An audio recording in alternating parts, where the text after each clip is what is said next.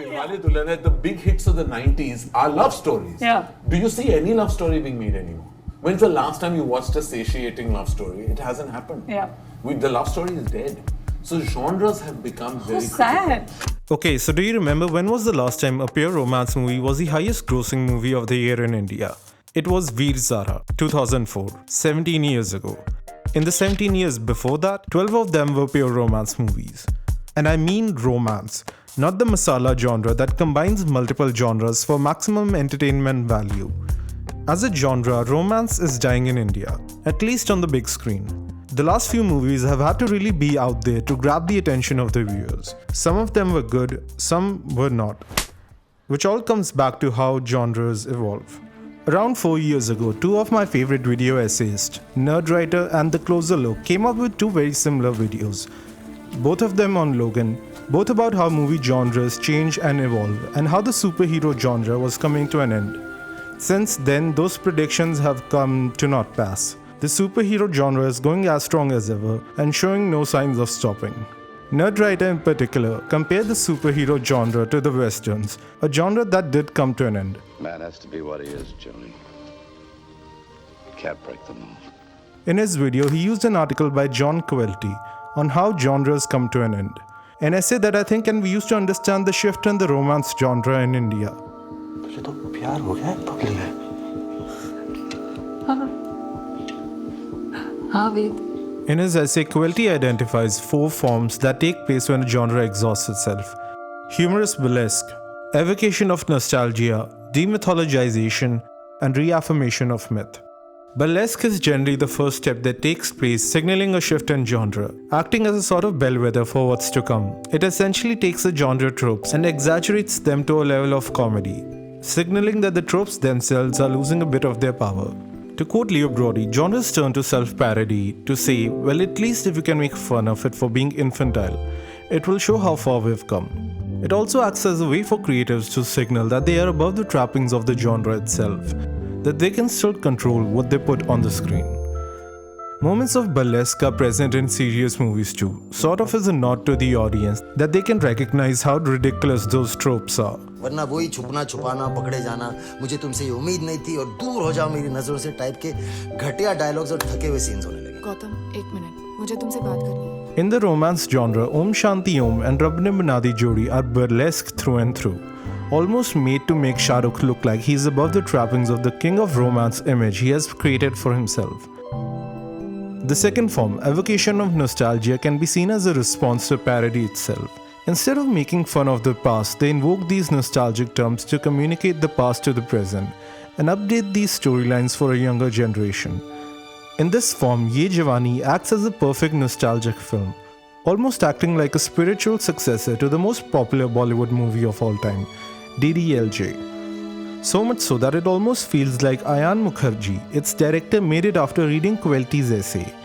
The movie inverts all the tropes that DDLJ follows. The very first scene shows both the protagonists in the same positions DDLJ ends on, sort of as a passing of baton at a race. There's an age-old adage that romantic stories are not about what brings a couple together, but what keeps them apart.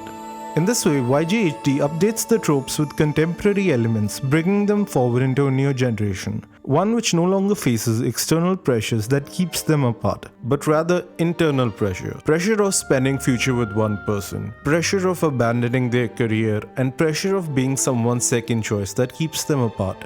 Mukherjee even chooses to not have their parents have any role to play in their love stories once the movie gets going.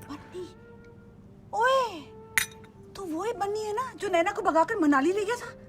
भगा के aunty Manali तो मैं आपसे भाग के गई थी। Demythologized movies are the most difficult to point out, to see where the demythologization even happens. Its very name implies the existence of a myth that has to be deconstructed. And in the case of romance movies in India, that myth can be easily be pointed out to be the myth of the happy ending, or rather marriage. Most movies that attempt to deconstruct this myth show what happens when the couple breaks apart due to infidelity or other reasons. But I think Badai Ho works as the perfect demythologization film, not showing the breakup of a couple, but rather how the romance carries on and how it needs to be maintained even after a happy ending. A more daring movie in this category would be La La Land, in which the reasons keeping them apart come together to be true, and they both realize that they are better off apart than together. The final mode of generic transformation is reaffirmation of myth. In this form, the myth itself is deconstructed and shown to be harmful or unreal. But in the end, it takes one last step towards its reaffirmation as something essential, if not perfect. The 90s were undoubtedly the decade of romance on big screen in India. This was the decade that started the assertion of individual preferences over collectivistic hive mind society. To quote Leo Brody again, genre films essentially ask the audience, do you still want to believe this? Popularity is the audience answering yes. Change in genre occurs when the audience says, that's too infantile a form of what we believe. Show us something more complicated. In this way, a change in genre also reflects a generational change. Romance is not a genre that can be exhausted. It's 50% of the reason we're alive. It is, however, a genre that has to keep evolving for it to stay relevant. This is where I think a lot of the problem with the popularity of the genre comes in. A lot of the genre doesn't represent the urban high-ticket price-paying audience anymore.